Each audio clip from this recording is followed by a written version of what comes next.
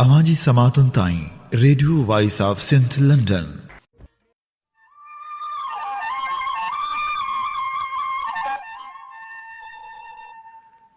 हथां हॾ न छॾियां सबर शुकरानो, ज़ोक़ ज़मानो मूं वर वयो विसरिए।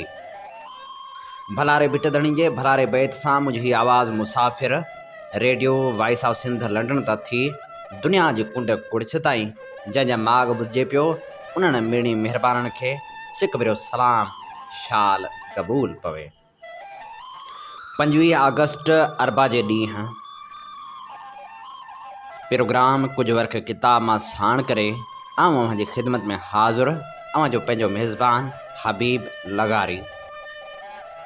प्रोग्राम जी शुरुआत में अवां लाइ इहा ई दुआ त शाल जित हुजो, सुख सलामती सां हुजो, कॾहिं बि ॾुखियो ॾींहुं न ॾिसो, हर घड़ी हर लम्हे पंहिंजी धरती ऐं धरती वासियुनि लाइ जाखोड़ींदा रहो, मोहब्बत जा वचन वॼाईंदा रहो ऐं हा रिश्ता निभाईंदा रहो।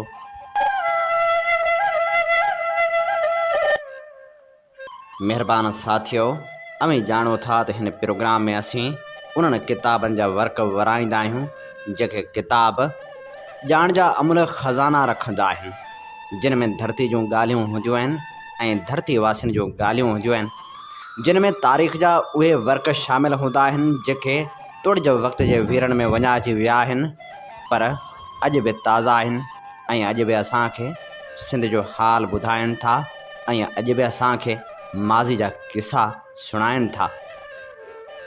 सभ खां पहिरियां अॼु असीं जंहिं किताब जा वर्क वराईंदासूं उन किताब जो लेखक आहे अमीर बख़्श जत।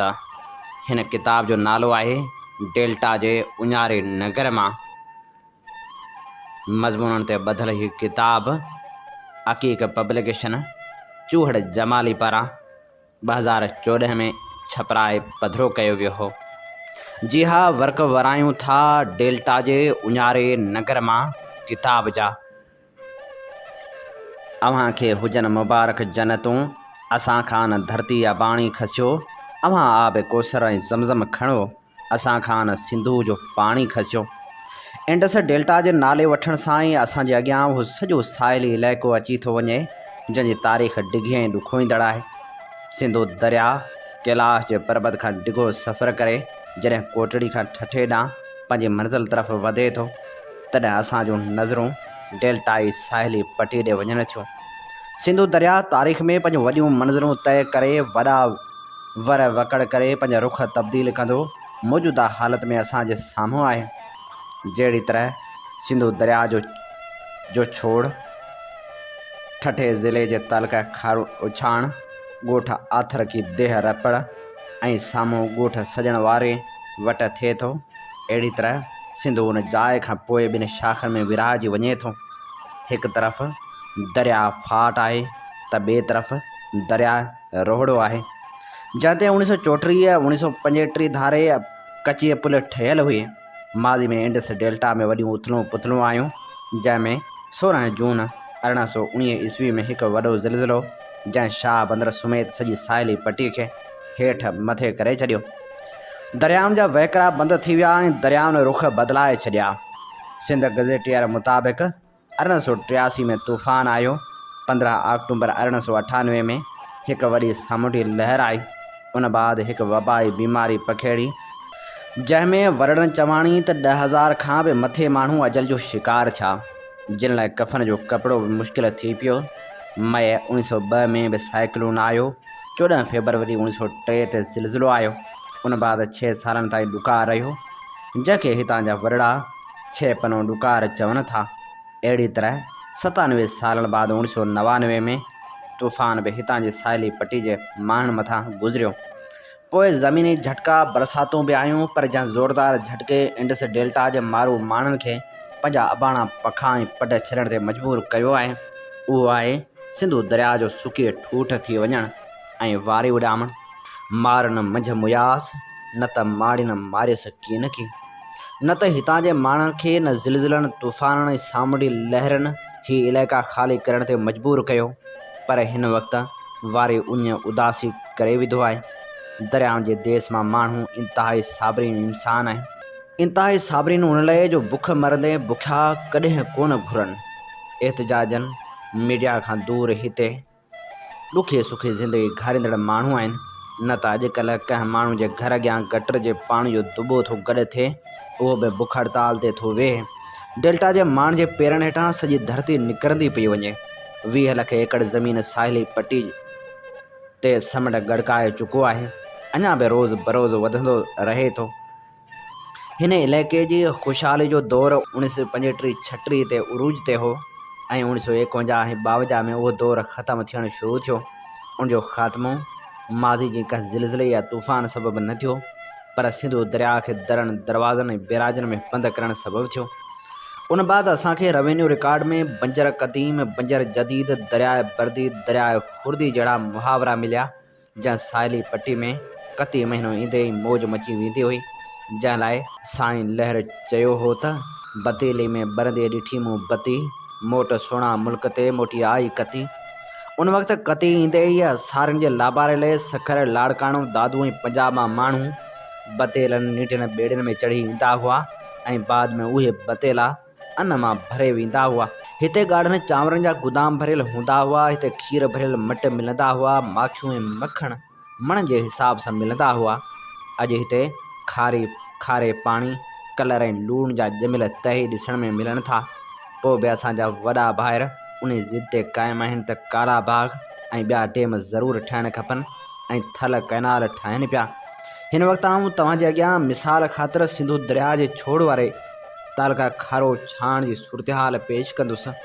हीअ तालका 40 देहनि, चइनि तपनि, हिकु यूनियन काउंसिल ते मुश्तमिल आहे। 40 मां 24 देहूं हिन वक़्तु मुकमिल खारे पाणी जी लपेट में आहिनि। सरकारी हिसाब सां हिन तालके जी 1,17,000 एकड़ ज़मीन समुंड गड़काए चुको आहे, पर हक़ीक़ी तौर सां उहा 2 लख खां बि मथे आहे। कुदरती तौरु खारो छाण 3 हिसनि में विरहायल आहे। हिकु सिंधु जे ओलह वारो हिसो, जंहिंमें सॼण वारी ठारे वारी ॿाबी हो ऐं मोर छॾाई अचनि थियूं, जिन जो अचणु वञणु ॻाढ़ो शहर सां हूंदो आहे। हिते पको रोड आहे। ॿियो हिसो सिंधु दरिया जो ओभर वारो आहे। हिन में आथरकी, मूसा, ठोड़ी ऐं रोहड़ो अचनि था। ही बदनसीबी इलाइक़ो आहे जिते जा हिन वक़्तु 20 खां 25 माण्हू डेली 70 खां 80 रुपयनि एवज़ ज़िंदगी सां खेॾे हणखण नांग में रात जे अंधेरे में हथु विझनि था ऐं पंहिंजे बचनि जो पेट गुज़र कनि था।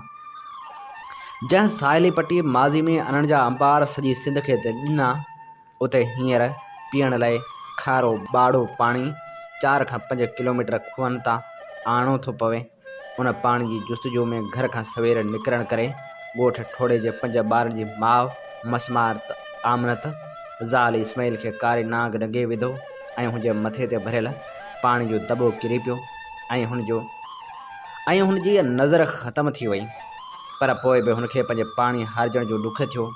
हीउ इलाइक़ो चूड़ जमाली खां 50 किलोमीटर कचे रोड सां ॾखण ओलह में आहे।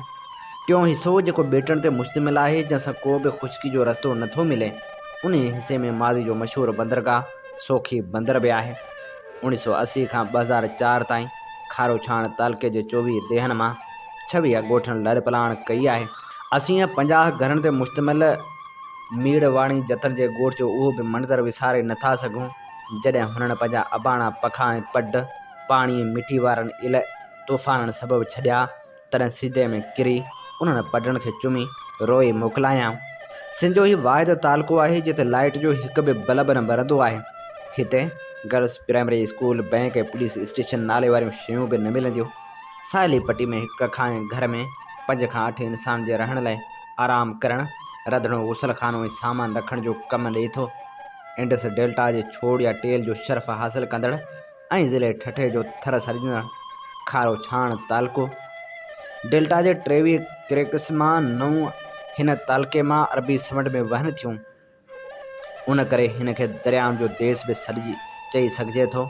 इहा सूरतहाल इंडस डेल्टा जे माज़ी जो वसनल आबाद हिक तालके जी रखी वई। उहा हालत सॼी साहिली पट्टी जी आहे। ख़ासि तौरु ठठे ज़िले जे 9 तालकनि मां 6 तालकनि कराची ऐं बदीन जे साहिली इलाइक़नि जी साॻी सूरतहाल आहे। तालको शाह बंदर हिन वक़्तु समुंड जी लपेट में आहे। अननि जे अंबारनि, तमर जे ॿेलनि, मच्छी जी नस्ल जे नर्सरियुनि, पखियुनि परदेसनि, पुराणनि आसारनि खां अलावा जंहिं शइ जो हिते ज़िक्र न ॿुधी सघिया आहियूं उहो आहे इंडस डेल्टा जो सूहण गाह, जंहिं लाइ लतीफ़ सरकार जो ही बैत शाहिदी ॾिए थो त खारीअ वीर खरनि वंग सपोई वेह कया, सूहण जीअं सीड़नि मिठो साए न मटियो। सूहण गाह दुनिया त शायदि पर पाकिस्तान जे साहिली पट्टी में किथे बि न मिली सघे, पर सिंध जे साहिल ते जॾहिं दरिया सिंध में ॿारो ई मिठो पाणी वहंदो हो तॾहिं सूहण तमामु घणो थींदो हो। सूहण खे जेको माल खाईंदो उनजो खीरु मिठो घाटो थींदो ऐं मखण बि घणे अंदाज़ में लहंदो। हिन जे अन खे नानू ई चवंदा आहिनि, जेको चांवरनि जी खीर में रिधे खाइण सां ॾाढो मज़ेदार लॻंदो हो। हिन वक़्तु सूहण अणलभ आहे। उनखां सवाइ बोलो रछ ऐं इंडस डेल्टा जे माण्हुनि मथां भारतीय अहलकारनि जूं गोलियूं वसंदियूं रहनि थियूं। जेल अलॻि आहिनि, इहा हालत सॼी साहिली पट्टी जी आहे।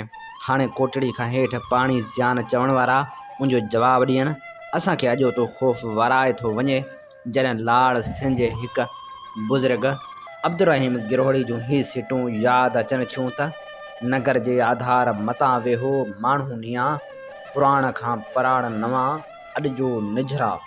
छा वाक़ई असांखे पुराण खां पराड़ नवां निझरा अॾणा पवंदा? असीं मुतालबो था करियूं त सिंधू ते को बि डैम कैनाल न खपे। कोटड़ी खां हेठि वाइदे मुताबिक़ फ़िलहाल 10 मिलियन एकड़ फुट पाणी आहिस्ते आहिस्ते छॾियो वञे। उहो तमामु ज़रूरी आहे, जंहिं ज़मीन तरफ़ समंड खे अॻिते वधण खां रोकियो वञे।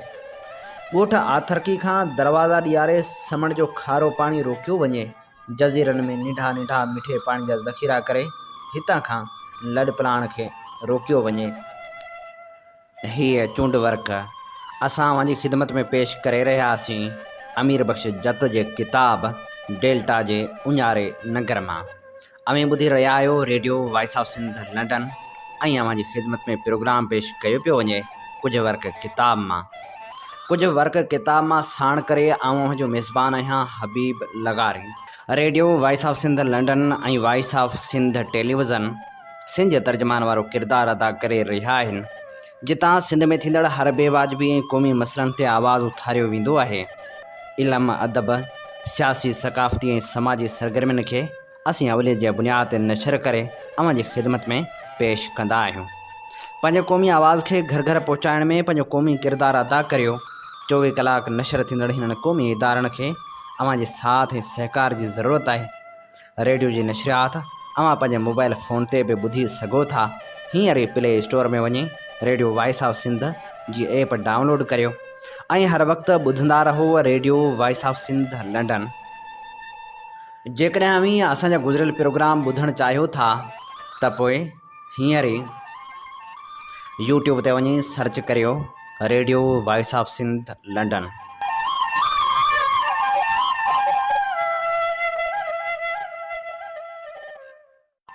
प्रोग्राम कुझु वर्क किताब मां साण करे अव्हां जी ख़िदमत में हाज़ुर अव्हां जो पंहिंजो मेज़बान हबीब लगारी। प्रोग्राम में हाणे वर्क वरायूं था नामियारे लेखक सियासतदान अब्दुल वाहिद आरिसर जे किताब तुरम यात्रा जा।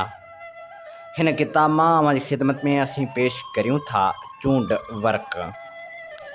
जॾहिं ॿोली वारनि फ़सादनि वक़्तु साईं खे भुटे सरकार गिरफ़्तार कयो, उन वक़्तु तॾो के गवर्नर ऐलान कयो त असां सिंध जे साईं खे गिरफ़्तार कयो त पुठियां कुते बि कान भौंके। आउं उन वक़्तु मस्जिद जो पेश इमाम हुयसि। दिलि में ख़्यालु कयमि त गवर्नर जो उन ऐलान जो जवाबु ॾियणु घुरिजे ऐं सो बि अमली तरह उन नियत सां मूं किन दोस्तनि जे सहकार सां रिसालो पैगाम जारी कयो।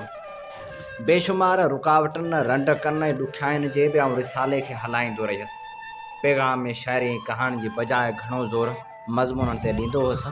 पैगाम जे मज़मूननि जी तर्ज़ तहरीर सादी सूदी लेकिन मज़बूत दलीलुनि जे करे थोरे वक़्त में बेपनाह मक़बूलियत हासिल कई। मूंखे सहाफ़ जी थोरे घणे मुताले मां ख़बर हुई त वक़्त जे हुक्मरान टोले जी मुखालफ़त में बाशऊर अवाम कहिड़ी शइ पसंदि कंदो आहे। मूं कोशिशि कई त जो कुझु अवाम पढ़णु चाहे थो सो ई खेसि मिलणु घुरिजे। उन खां सवाइ मूंखे हीअ त ख़बर हुई त सिंध में क़ौमी तहरीक सां दिलचस्पी रखंदड़ माण्हुनि मां घणा ई अहिड़ी आहे जेका वरण वकड़नि वारी दलील बाज़ी ऐं अजाई डेग मां हिकदमि बेज़ार ऐं कक थी पवंदी आहे। तंहिं करे इख़्तिसार ऐं लफ़्ज़नि जी ताक़त ते ज़ोर ॾियणु मुंहिंजी नज़र में वॾी अहमियत वारी शइ हुई।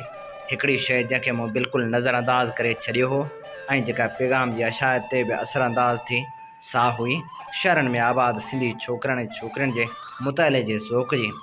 उहे माण्हू घणो करे नज़रियाती मज़मूननि जी बजाए तफ़रीह, अदब ऐं कहाणियूं पसंदि कंदा आहिनि। जे ॻाल्हियूं पैगाम में तमामु घटि बल्कि न हुअण जे बराबरि हुयूं। पैगाम जे पूरे दौर में सिंध जे तमामु दस्तारबंद अदीबनि पैगाम में लिखण खां इनकार करे छॾियो। उन जे बावजूदि सिंध जे क़ौमी इनक़लाबी शाइर न्याज़ हुमायूनी ऐं प्यारे दोस्त मरहूम अब्दुल हक आलमाणी मूंसां तावन कयो। आलमाणी मरहूम ते हिकु अधु कहाणी ॾिनी, लेकिन न्याज़ साहिब पंहिंजे कलम जी तमामु संगीनी ऐं रंगीनी पैगाम लाइ वक़्फ़ करे छॾी। हक़ीक़त में जेकॾहिं न्याज़ जी बेपनाह मदद ऐं पुठिभराई मूंखे न मिले हा त पैगाम एतिरे क़दुरु मक़बूलियत हासिल ई न करे सघे हा। सिंध जे वॾनि अदीबनि खां लेख वठण लाइ मूं डुक डोड़ बि न कई। नेपोलियन बोनापार्ट जॾहिं फेडरक आज़म जी क़बर ते वियो त उनजी क़बर ते संस तारीख़ी तलवार रखी हुई। नेपोलियन उहा तलवार खणी बॉडीगार्ड जे हवाले कई त खणी हल त पेरिस जे म्यूज़ियम में रखंदासीं। बॉडीगार्ड चयो त जेकॾहिं मूंखे अहिड़ी तलवार मिले हा त आउं हमेशह पाण वटि रखां हा। नेपोलियन जवाबु ॾिनो त मूं वटि पंहिंजी तलवार आहे। साॻिए नमूने मूं बि कोशिशि कई त ॿियनि जे कलमनि ते भाण बजाए पंहिंजे कलम ते एतमाद कजे। ऐं सिंध जी आवाम जो शुक्रगुज़ार आहियां जो हुननि मुंहिंजे जॾहिं फरी तहरीर खे इज़त जे अखियुनि सां ॾिठो ऐं मोहबत भरी दिलि सां क़बूलु कयो। उन अरसे दौरान सिंध यूनिवर्सिटी में नई आइन जे मुरतब हफ़ीज़ पीरज़ादे खे डॉक्टर ऑफ लॉ जी एज़ाज़ी डिग्री ॾियण जे मसइले तां फ़साद थियो ऐं सिंधी शागिर्दनि दुनिया जे साम्हूं ई हक़ीक़त वाज़ह करे छॾी त सिंध जो अवाम नए आइन में ॾिनल सूबे ख़ुदि मुख़्तियारी मां मुतमइन कोन्हे। मूं पंहिंजे कलम जी पूरी ताक़त उन वाक़े जे पस मंज़र ऐं नतीजे ते सरफ़ कई। हफ़ीज़ पीरज़ादे खे चमाट हणंदड़ नौजवान इस्माइल वसाण जी तस्वीर टाइटल ते शाया करे उन जे मथां न्याज़ हुमायूनी जो हिकु शेर ॾिनमि जंहिंमें दोखे जे दस्तूर जो ज़िक्र हो। उन रिसाले जो नालो ई हो जोधे जो वचन। उहो पैगाम जो पर्चो नंबर 9 हो ऐं मूं ते मौजूदा केस जो बुनियाद उन पर्चे जो मवाद आहे। पैगाम जो किताब नंबर 10 आख़िरी किताब हो, जंहिंजे बैक पेज ते मिस्टर मुमताज़ भुट्टे जी उहा तस्वीर हुई जंहिंमें हू पनाह गिरनि खां हथ ॿधी माफ़ी वठी रहियो हो। उन पर्चे जी अशात खां पोइ मूंखे ख़बर पई त मुमताज़ साहिबु गरम थी वियो आहे ऐं मूंखे अॼु सुभाणे गिरफ़्तार कयो वेंदो। आउं ॾाढी लहराए मस्जिद जी पेश इमामी छॾे रुपोश थी यूनिवर्सिटी ऐं LMC में रहणु लॻुसि। बाद में जेको कुझु वियो वापरियो तंहिंजे दोहिराइण जी ज़रूरत नथो सम्झां। गिरफ़्तारी खां हिकु ॾींहुं अॻु में आउं आफ़्ताब जे दफ़्तर जे ॿाहिरां बीठो हुउसि त मुलावश चांडियो ऐं गाज़ी सलाहुद्दीन आया। मुलावश सां मुंहिंजी काफ़ी वक़्त खां दुआ सलाम रही हुई। उन करे मूंखे हिकु तरफ़ वठी चवणु लॻो त तोखे अस्तुल्ला शाह घुरायो आहे, हू तोसां कचहरी करणु थो चाहे ऐं संस मर्ज़ी आहे त तूं राति जो साणस गॾिजी टंडे मोहम्मद ख़ान हल। ऐं अस्तुल्ला सां कॾहिं मिलियो कोन हुअसि, अलबत्ता हिकु आलिम अदीब जी हैसियत में संस नालो ज़रूरु ॿुधो हुअमि। सिंध में पीपल्स पार्टी बरसरे इक़्तिदार अचणु शर्त वॾे पैमाने ते अदीबनि, शाइरनि, दानिश्वरनि ऐं सियासी लीडरनि जी ख़रीदारी जी जेका गरम बाज़ारी शुरू कई हुई, तंहिंमें केतिरा ई नाम कठिया ऐं नाले चढ़िया अदीब, शाइर ऐं दानिश्वर पंहिंजे ज़हन ऐं ज़मीर जी फ़रोख़्त लाइ उन बाज़ार में पहुची विया हुआ। उन्हनि में उहे बि हुआ जे चोड़िलनि जे ॾुभरनि चहिरनि खे ॾिसी रुअणु शुरू कंदा हुआ ऐं उहे बि हुआ जेके पंहिंजो वजूद सिंध जे वजूद बराबरि सम्झंदा हुआ ऐं पाण खे नज़रुल इस्लाम खां मथां साबित करण लाइ ॾंद कथाऊं जोड़ींदा हुआ। नौकरी करण का ख़राबु ॻाल्हि कोन्हे, अलबत्ता नौकरी खां पोइ दलाली करणु इंतिहाई ज़लील ज़हनियत आहे। ख़ैर अस्तुल्ला शाह त अॻे सरकारी मुलाज़िम हो, लेकिन मखदूम जी नज़र करम सबबु जतो जो ऑफिसरान स्पेशल ड्यूटी थी वियो हो।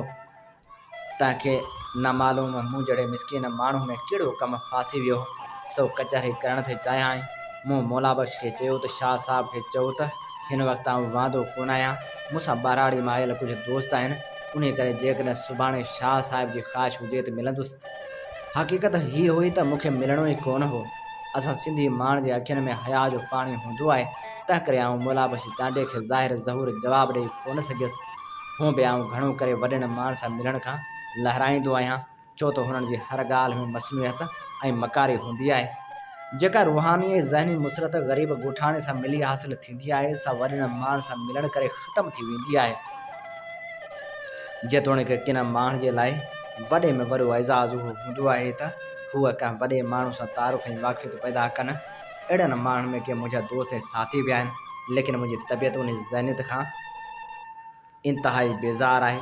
उहो सबबु आहे जो जॾहिं सिटी लॉकअप में पुलिस इंस्पेक्टर मूंखां पुछियो त कहिड़नि वॾनि माण्हुनि खे तूं सुञाणी ऐं कहिड़ा कहिड़ा तोखे सुञाण, मूं जवाबु ॾिनो हो त आऊं GM सैयद ज़फ़र अली शाह ऐं थरपारकर मां सिंध असेंबली जे मेंबर अली कुतब शाह खे सुञाणा, पर मूंखे को बि वॾो माण्हू कोन सुञाणे। मुंहिंजे उन जवाब ते हुनखे ॾाढो तजुब थियो। ॻाल्हि किथां खां किथे पहुची वई। असल में ॿुधाइण ही पिए घुरियमि त वज़ीर आला जे ऑफिसरान स्पेशल ड्यूटी सां मां कोन मिलियसि। शायदि मुंहिंजे जवाब मां हू बि सम्झी वियो। नतीजे तौरु ॿिए ॾींहुं मुंहिंजो माण्हू कोन आयो ऐं शाम जो आउं गिरफ़्तार थियुसि। सिंध में घणे वक़्त खां वॾेरा शाही जो दस्तूर इहो रहियो आहे त जेकॾहिं को ख़ुददार ऐं गैरतमंद माण्हू वॾेरा शाही जे नादरी दौर में कंध नथो झुकाए त उनखे वक़्त जे हाकिमनि ऐं पुलिस ऑफिसरनि जी मार्फत सेखत ॾिनी वञे थी। जागीरदारी जे दौर जी उन चापलूसी ऐं बेहयाई वारी रिवायत सिंध केतिरनि घरनि खे तबाह कयो आहे। केतिरनि मिसकीननि मारुनि जा पटका लहराया आहिनि। केतिरनि गैरतमंद सिंधियुनि जी इज़त ऐं गैरत खे पुलिस जी मार्फत संसार कयो वियो आहे ऐं केतिरनि सिंधियुनि जूं बंबियूं ॾाढ़ियूं ऐं शहपर थाणनि में पटराया विया आहिनि ऐं पटराया पिया वञनि। इहा जागीरदारी वारी रिवायत उन्हनि अदीबनि ऐं दानिश्वरनि में बि मौजूदु आहे जेके कंहिं नमूने सां इक़्तिदार जी कुर्सी खे चुमी ॾियण में कामयाबु थी वञनि था।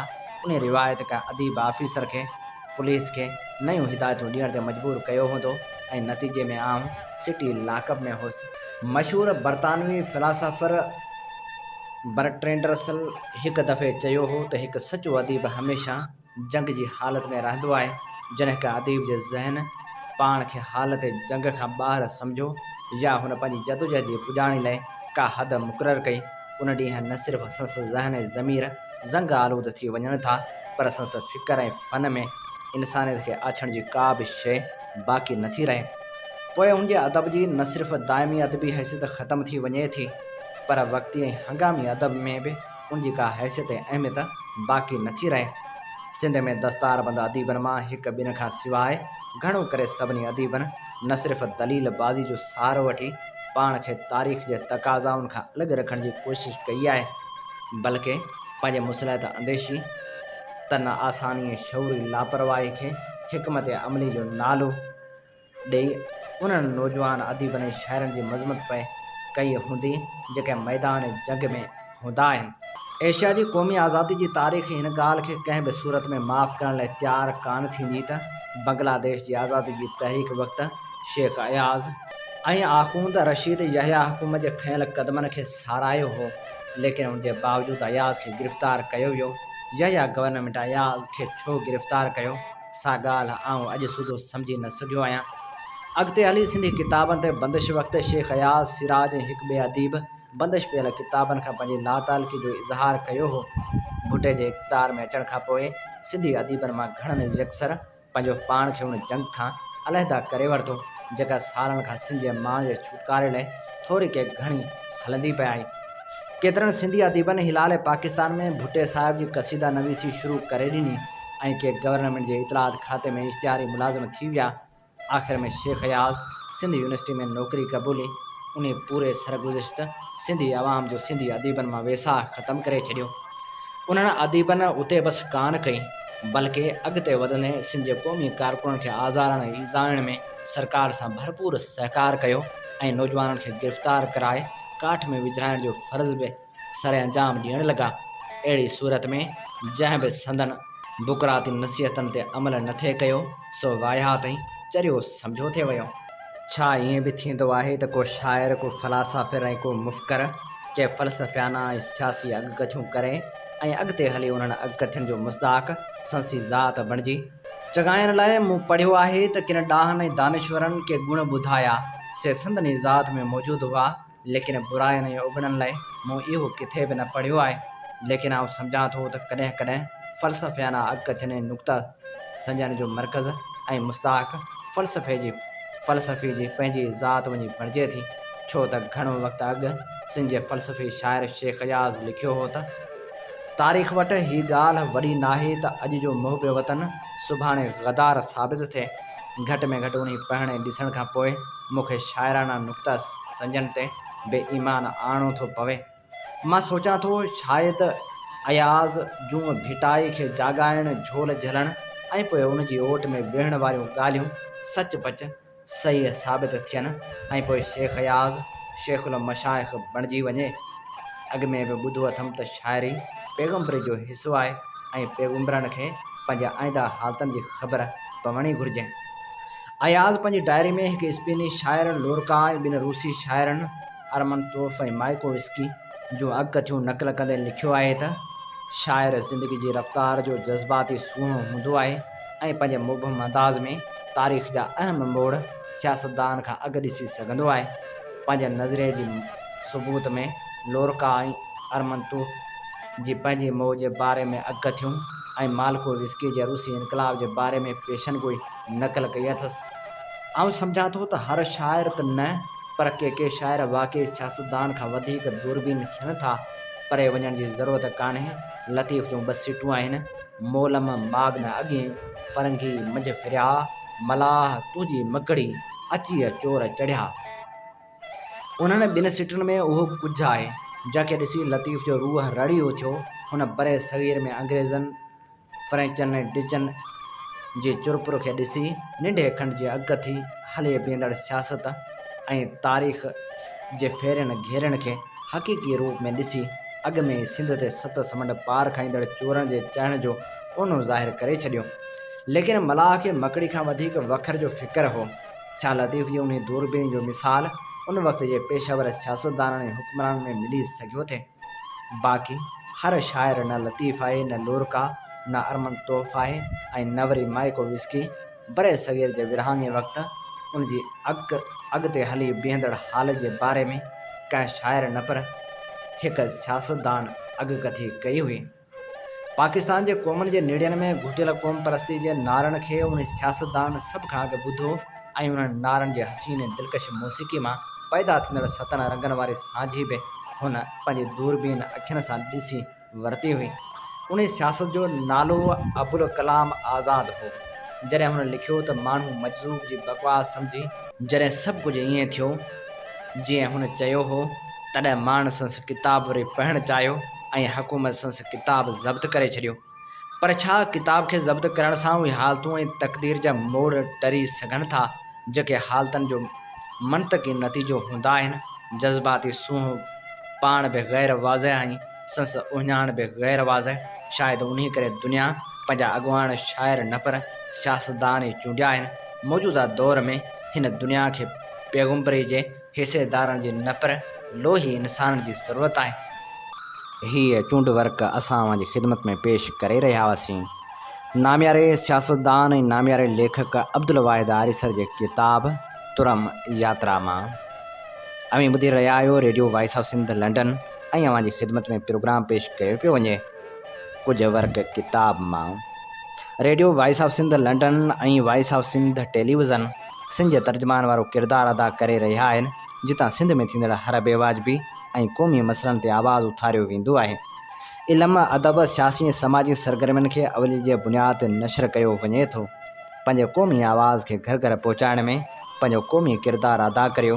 24 कलाक नशर थींदड़ हिननि क़ौमी इदारनि खे अव्हां जे साथ, सहकार ऐं माली सहायता जी ज़रूरत आहे। सुजाॻी जे सफ़र में क़दम वधायो ऐं अचो असां सां हम क़दम बणिजो।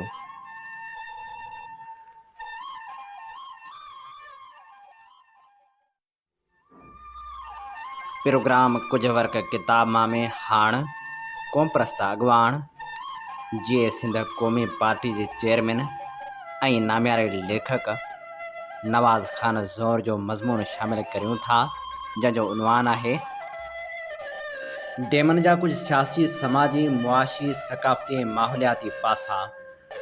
बालादस्त क़ुवतूं डेमन खे हमेशह तरक़ी, तामीर ऐं ख़ुशहाली जो ज़रियो करे पेश पियूं कंदियूं आहिनि।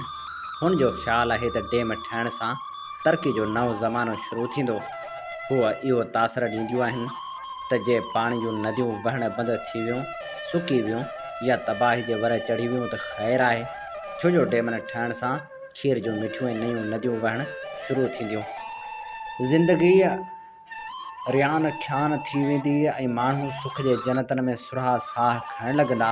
उन जो तमामु सादो ख़्यालु हीउ पिणु आहे त दरियाउनि या छुड़े पाणी जो घणे भाङे तालुक़ आम तौर ते रुॻो ज़रायत सां आहे, तंहिं करे डेम ज़रूरु ठहणु घुरिजनि।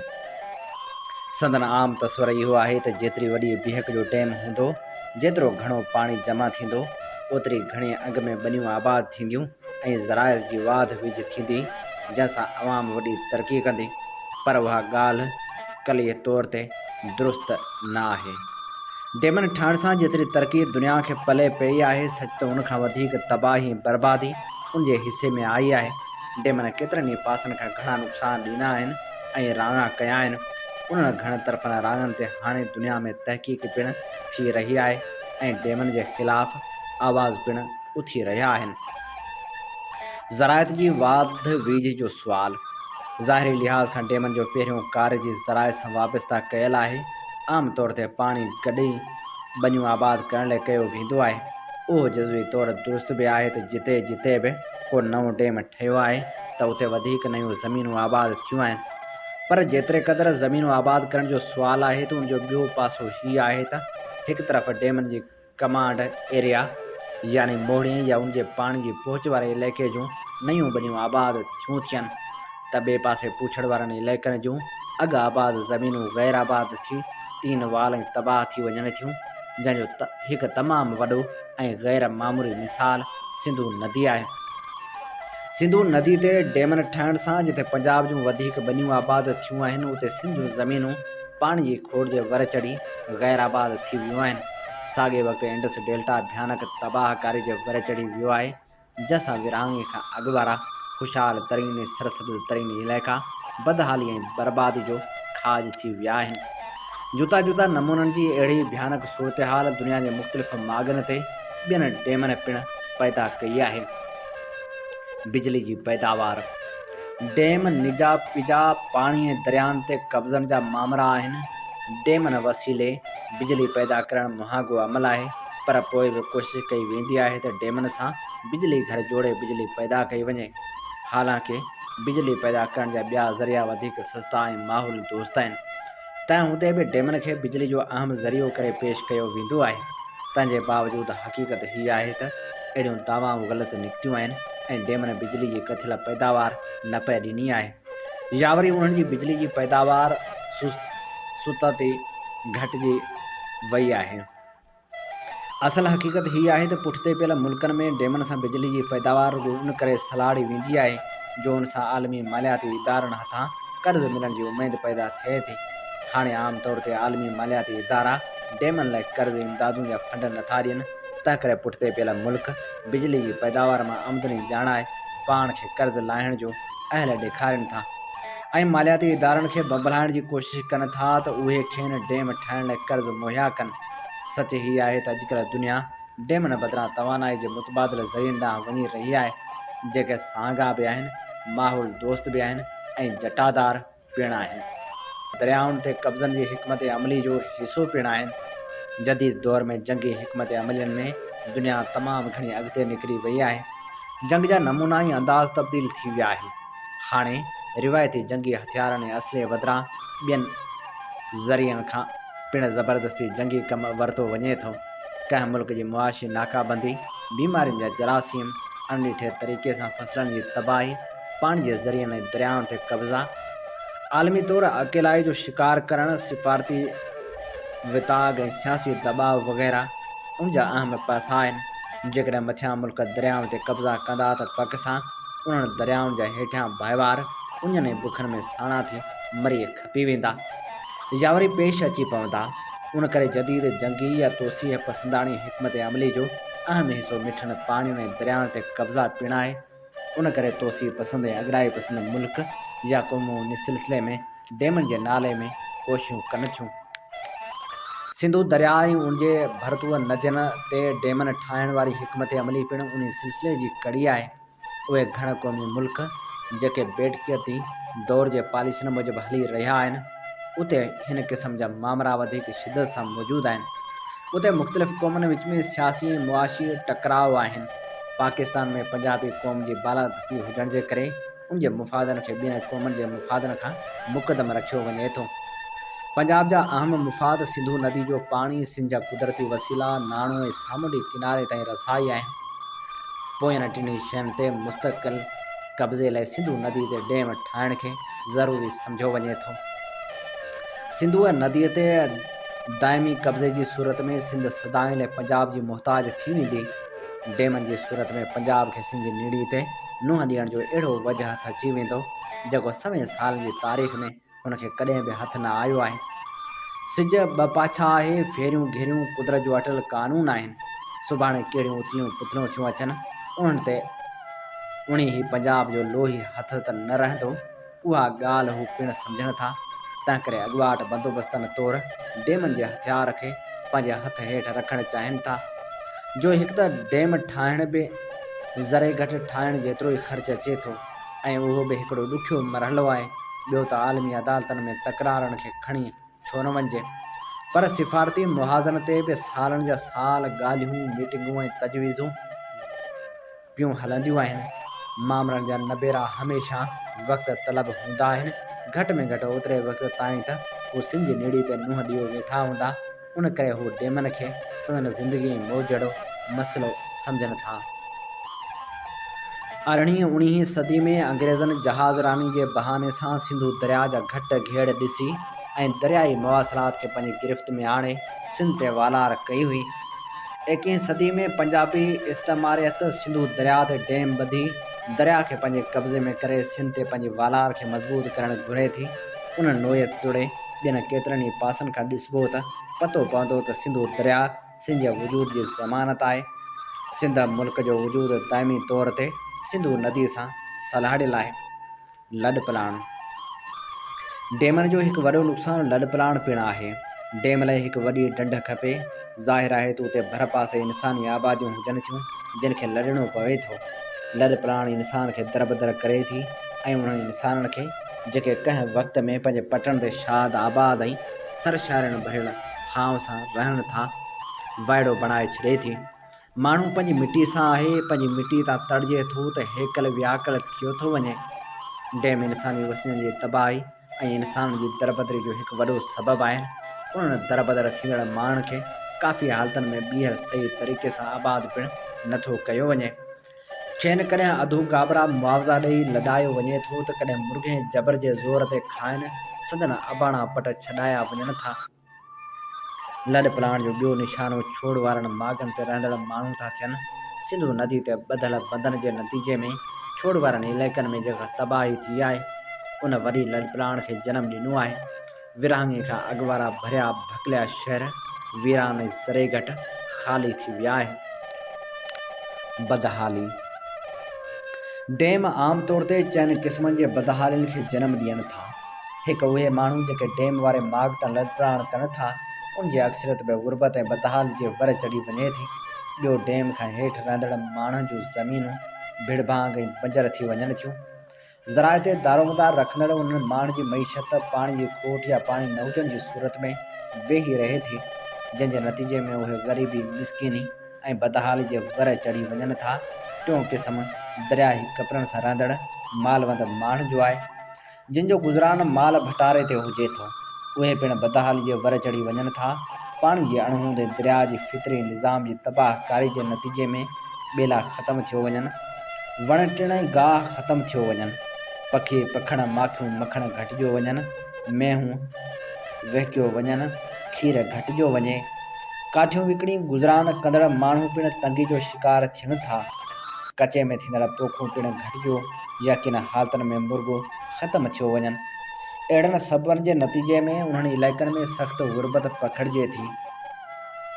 अहिड़ी हालत सिंधु दरिया जे छोड़ वारनि इलाइक़नि में तमर जे ॿेलनि जी तबाही समेत सिंधु जे कठार वारनि ॿिन्ही पासनि जे वसंजनि ऐं ॻोठनि में ॾिसी सघिजे थी। सखर बैराज खां हेठि जा चिटापिटा आसार अखियुनि में वीरानी भरण लाइ काफ़ी आहिनि। चोथों, मुहाणा तबाह थियो वञनि, मच्छी जो कारोबार घटिजो वञे, पतड़नि जो लटिजणु ऐं ॿेड़ियुनि जो हलणु चलणु बंदि थियो वञे। ॿेड़ियूं सुकीअ ते बीहो वञनि।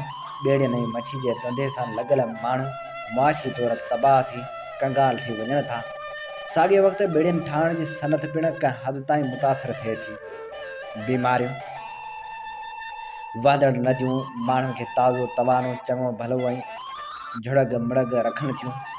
नदियूं सिहत, ख़ुशहाली ऐं ख़ुशी जो सामान आहिनि। नदियुनि खे वहंदे ॾिसी नेण पिया ठरंदा आहिनि, दिलियूं पियूं मस्तु थींदियूं आहिनि ऐं दिमाग़ पिया शादमान थींदा आहिनि। उन जे उबतड़ डैम जिस्मानी तौरु ज़हनी ऐं नफ़्सियाती बीमारियूं ऐं पीड़ाऊं पखेड़िन था। डैमनि जा माण्हुनि जे ज़हननि ऐं जिस्मनि ते वॾा नाकारी असर पवनि था। हिन ॾस में साइंसी तहक़ीक़ घणियूं छिरकाईंदड़ हक़ीक़तूं पधिरियूं करे सघे थी।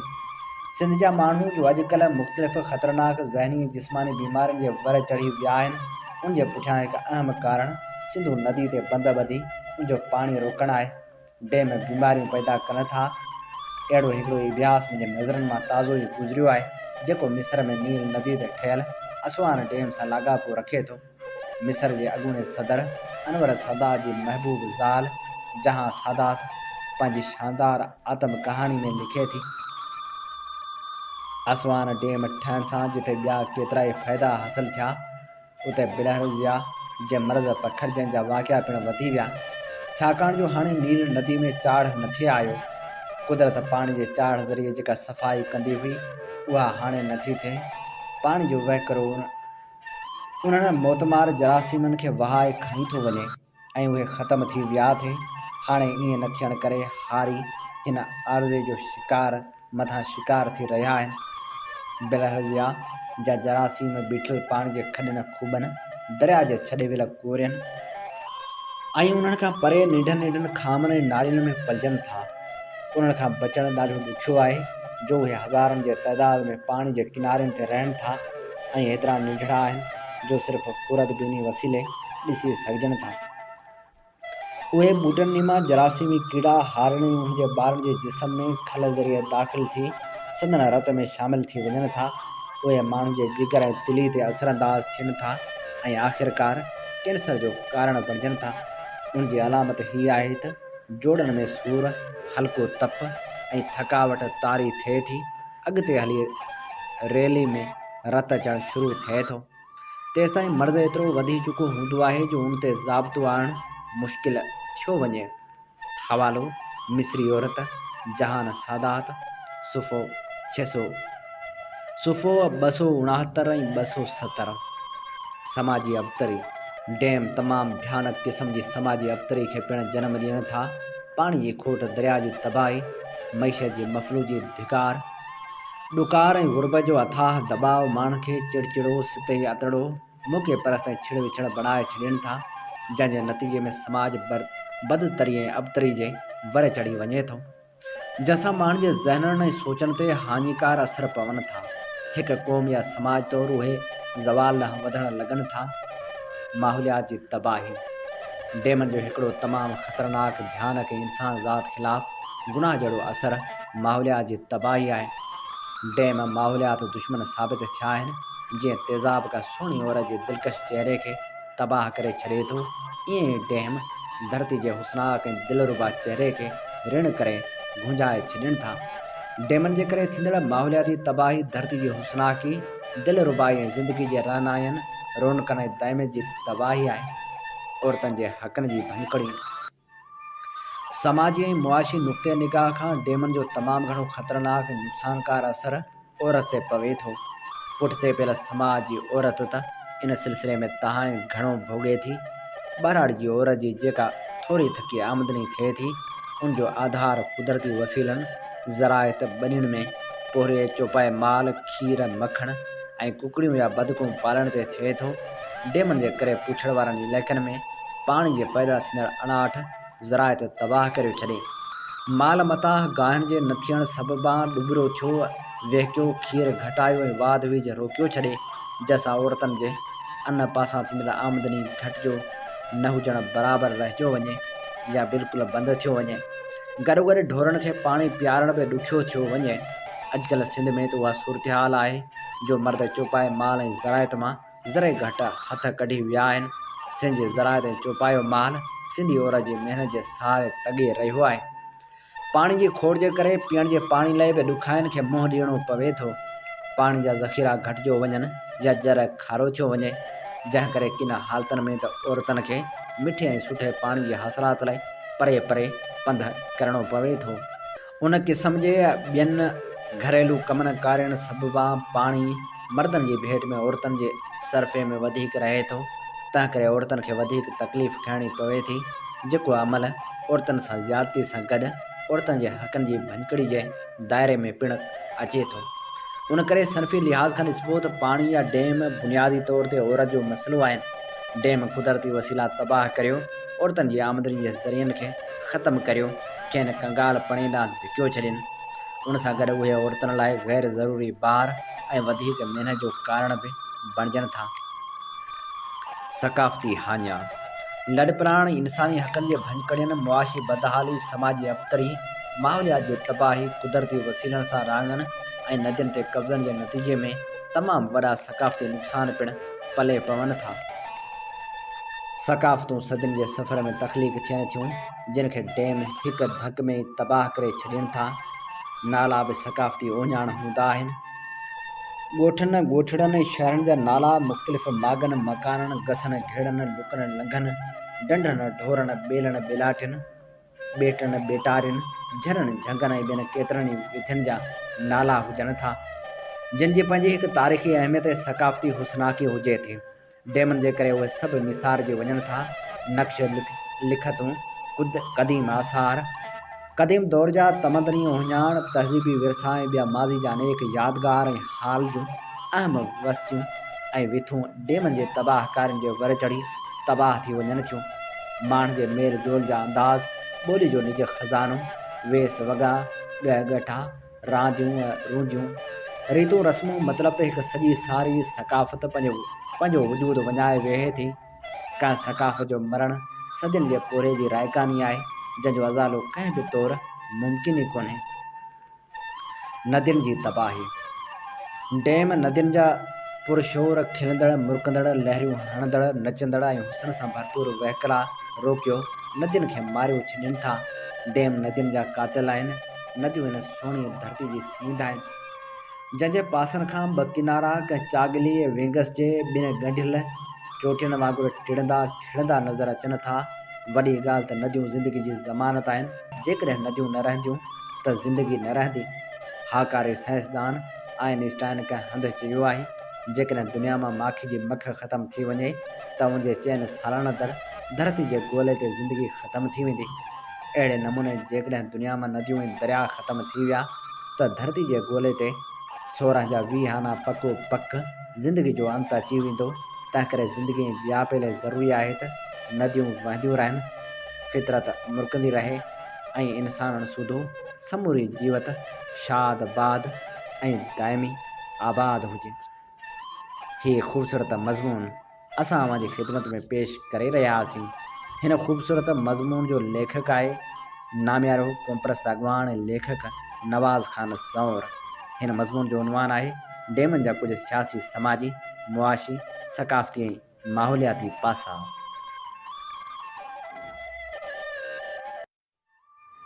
ऐं हाणे प्रोग्राम कुझु वर्क किताब मां में असीं वर्क वरायूं था उन तारीख़ी किताब जा जेको नामियारे लेखक, नावल नवीस, कहाणीकार ऐं सहाफ़ी सिराजुल हक़ मेमण जो लिखियलु आहे। जी हा, मरण मूसी आव। मरण मूसी आव उहो तारीख़ी नावल आहे जंहिंमें मुग़लनि जे ज़ुल्म,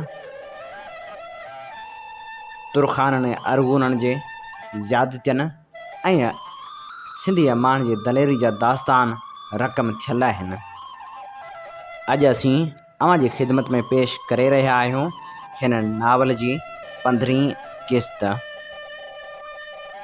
जी हा, वर्क वरायूं था मरण मूसी आव जा। ॾातर ॾीनू ऐं संगती लाहौर जे अकबरी दरवाज़े ते उन वक़्तु पहुता जॾहिं सांझी लड़ी चुकी हुई ऐं समूरे शहर ते एतिरो धुंध ऐं कोहीड़ो छायल हो जो संदन घोड़ा बि कंहिं अजाते ख़ौफ़ खां टहण लॻा हुआ। लाहौर जंहिं लाइ हुननि ॿुधो हो त क़ौमनि खे ग़ुलाम बणाइण जा समूरा 68 हिन शहर में ठहंदा हुआ, जिते बादशाह ग़ुलाम बणजंदा हुआ ऐं ग़ुलाम बादशाह थींदा हुआ। चवनि था त जॾहिं कुतुबुद्दीन ऐबक लाहौर पहुतो हो तॾहिं हुन वसियत कई हुई त आउं जॾहिं बि मरां त मूंखे हिते दफ़न कजो, छाकाणि त लाहौर जे शहर जे मुफ़्तियनि ऐं काज़ियनि हुनखे उहे नुस्ख़ा ॾसिया हुआ जिन खे आज़माए हुन पंहिंजी ताक़त खे मञरायो हो ऐं उन लाहौर जे शहर जी अज़ियत गाहनि हुन जे दुश्मननि खे खाइस रहम जी इल्तिजा करण ते मजबूर कयो हो। जॾहिं बि कंहिं क़ौम मर्कज़ ख़िलाफ़ का बग़ावत थिए कई त लाहौर जे मुफ़्तियनि खां इहा फ़तवा हासिल करण में मर्कज़ वेरमी न कंदो हो त उहा बग़ावत बादशाह ख़िलाफ़ न पर दीन इस्लाम जे ख़िलाफ़ बग़ावत आहे ऐं हुनजो बाग़ी वाजिबुल क़त्ल आहे। बाग़ियुनि खे सही राह ते आणण लाइ लाहौर जा अज़ियत खाना बि ओतिरा ई मशहूरु हुआ जेतिरा लाहौर जा बाग़ बाग़ीचा। रावी जे किनारे ते ही ख़ूबसूरत शहर पंहिंजे पेट में एतिरा अज़ियत खाना निपाए चुको हो जो हिंदुस्तान जी कुंड कुड़िछ में लाहौर जो नालो ॿुधण सां ई माण्हू कंबी वेंदा हुआ। ॾातर ॾिने संगतियुनि खे हर कंहिं इहा सलाह ॾिनी त अवल त लाहौर वञण जो ख़्यालु लाहे छॾनि, पर जेकॾहिं वञणो ई अथनि त हिकु ॻाल्हि गंढ ॿधी छॾनि त उते कंहिं बि शख़्स ते एतबार न कनि ऐं ख़ासि तरह सां मिठो ॻाल्हाइण वारनि, मरवत कंदड़नि ऐं इख़लाक़ सां पेश ईंदड़नि ते बिल्कुलु भरवसो न कनि। उन मिठास जे पोयां ज़हर, उन मुरवत जे पोयां कीनो ऐं उन इख़लाक़ जे पोयां का साज़िश हूंदी। मुग़लनि बि लाहौर उन करे अची वसायो हो जो हीउ शहर हो जिते हर शइ ॿाहिरां बेअंत ख़ूबसूरत हुई, पर अंदरां ई अंदरां मुग़ल साज़िशनि लाइ सभ खां वधीक साज़गार माहौल हिन शहर में हो।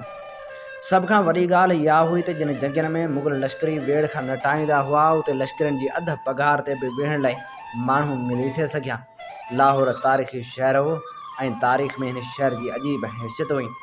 शहनशाह हुमायूं ऐं शेर शाह सूरी जे लश्करनि में अक्सर सिपाही हितां जा हुआ ऐं के त पाण में बिना वेझा अज़ीज़ हुआ ऐं दुबदू वेहण वक़्तु हिक ॿिए खे सुञाण जे बावजूदु हिक ॿिए जे रत जा प्यासा हुआ। शेर शाह सूरी वारे मामले में बंगाल में जेको कोस ऐं क़त्ल आम थियो उन में उन्हनि सिपाहियुनि जी तस्वर सां ई ज़ाल जा ॿार किरी पवंदा हुआ। कुतुबुद्दीन ऐबक खां वठी शहनशाह हिंद जहांगीर पंहिंजे समूरनि जंगियुनि लाइ सिपाही हितां भर्ती थिए कया ऐं उन्हनि सिपाहियुनि जी शोहरत हिकु तरफ़ काबिल ऐं कंधार ताईं हुई त ॿिए तरफ़ दखन ऐं बंगाल ताईं। उहे सिपाही जॾहिं माल गनीमत जूं ख़रज़ीनूं भरे वापसि ईंदा हुआ तेसिन लश्करनि जा नवां नस्ल तयारु थी वेंदा हुआ ऐं ईअं नस्ल दर नस्ल सिपाहीगिरी हिन इलाइक़े जो दाइमी पेशो बणिजी वियो। जेको बि मुनासिब क़ीमत अदा करे उन लाइ वेहण लाइ तयारु रहंदड़ नस्ल जॾहिं कंधारियुनि तुर्कनि ऐं मुग़लनि सां लह विचड़ में आया तॾहिं हुननि में सदन तहज़ीब जी हिकु नई ॻाल्हि शामिल थी, सा हुई साज़िश। कंधारियुनि हिननि खे भाकुर पाए पेट में खंजर हणण जो ॾांहुं सेखारियो। तुर्कनि हुननि खे बेख़बरी में पुठ में खंजर टुंबे ॾियण जो गुर ॾसियो ऐं मुग़लनि हिननि खे शराब ऐं शरबत में ज़हर मिलाइण जा नुस्ख़ा आज़माइण जी सिख्या ॾिनी। सभ्यताउनि जे उन संगम लाहौर खे पंहिंजी अलॻि सभ्यता बख़्शी हुई। जेकॾहिं सिपाहीगिरी ऐं साज़िश ताक़त जो सरचश्मो हो त उनजो रद्द अमल बि ओतिरो ई ताक़तवर हो। जेकॾहिं हिकु पासे सिपाही साज़िशी टोला हुआ त ॿिए तरफ़ आम कुमी कासबी कड़मी कतण वारा कारीगर हुआ। सूफ़ी बुज़ुर्ग हुआ, सनत साधु हुआ, मसूद सद सलमान ऐं दाता गंजबख्श जहिड़ा इंसान हुआ जिन आम माण्हुनि खे सचे सियाणप जो ॾस ॾिनो। लोक कवि पंहिंजे कविताउनि में माण्हुनि खे प्यार ऐं संगीत जो संदेश ॾींदा रहिया।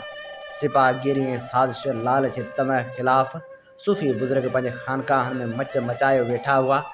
पंजनि दरियाउनि जी हीअ धरती संदन गीतनि जी गुंजार जे बावजूदु सिपाहीगिरी ऐं साज़िश जे कोहिड़े में घेरियल हुई।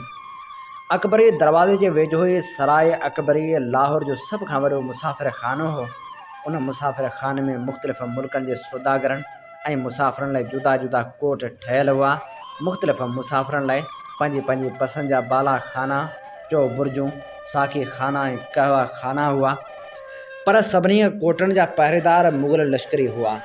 ॾातर ॾिने मुसाफ़िर खाने जे मुहतमम लाइ कासम बेग जी चिठी आंदी हुई ऐं कुझु वरी मुग़ल लश्करनि जी मुठ गरम करण सां हुननि खे तुर्खान जी सराय में तरसण जो इजाज़त नामो मिली वियो।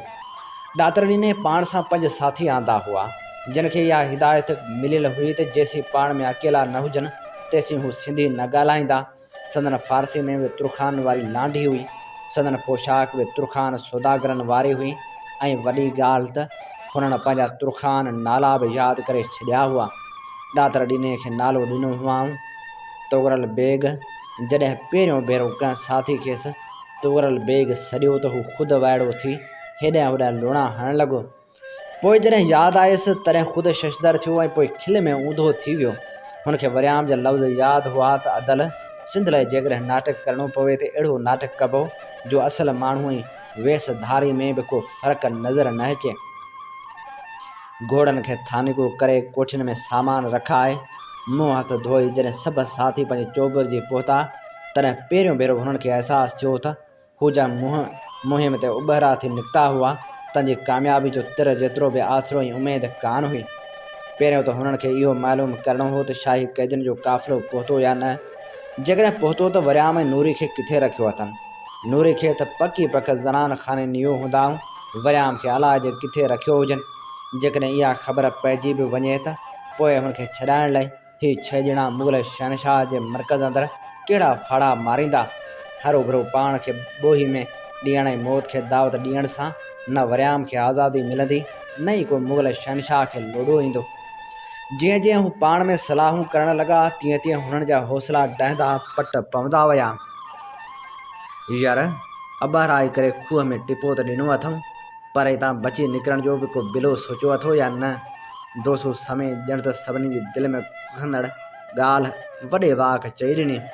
दोसो समय उन्हनि समन मां हो जिन कसम खयो हो त जेसीं धारिया सिंध ते क़ाबिज़ आहिनि तेसीं खट ते न सुम्हंदा ऐं सुम्हरनि वांगुरु वरी कॾहिं पट न पहिरींदा। हूअं बि सिंध जो समूरो रेशमी पट पहिरीं तुरखाननि ऐं हाणे मुग़लनि जे कब्ज़े में हो। कारीगर इनकार कंदा हुआ त सणनि अहिड़ियूं अकूबतूं थींदियूं हुयूं जो कंहिंखे बि इनकार करण जी हिमत कान थींदी हुई। समन ऐं अबड़नि जा केतिरा ख़ानदान हुन अकूबतनि जे करे कच्छ हलिया विया हुआ ऐं उन्हनि सां गॾु पाटोली ऐं मेमण बि पंहिंजो हुनर बचाइण लाइ कच्छ ऐं काठियावाड़ वञी साम वठण ते मजबूर थिया हुआ। भाउ यारी निभाइण ऐं सिंध सां सिर लॻाइण खे जेकॾहिं खूह में टिपो ॾियण थो सम्झी त पोइ इहो टिपो ॾिसी वाइसी ॾिनो अथऊं। वींदे वींदे बि जान वेंदी सा संगत तां घोरी सिंध तां घोरी। ही जवाबु सभिनी खां नंढड़े जवान जीवन में गुआड़ ॾिनो जंहिंजे कुटुंब मोचको धंधो ई छॾे ॾिनो हो जो तुरखाननि ऐं मुग़लनि जूं जुतियूं ठाहिण खां हुननि बुख मरण वधीक चङो थे सम्झो। हुननि सां बि घणियूं ई ॾाढायूं कयाऊं पर हू न मुड़िया। घणा तणा त मारवाड़ लॾे विया। जेके रहिया से घोड़नि जा संजे तल ठाहे पिया गुज़रान कंदा हुआ।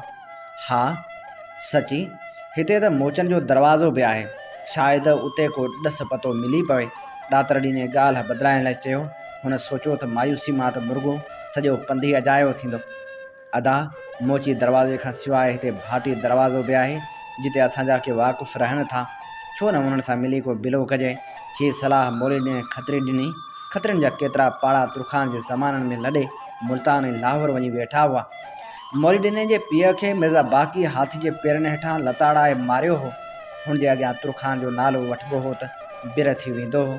सो जॾहिं संगत चयसि त तुरखान सौदागरनि जो वेस पाइणो आहे त असल में पिड़ कढी बीही रहियो।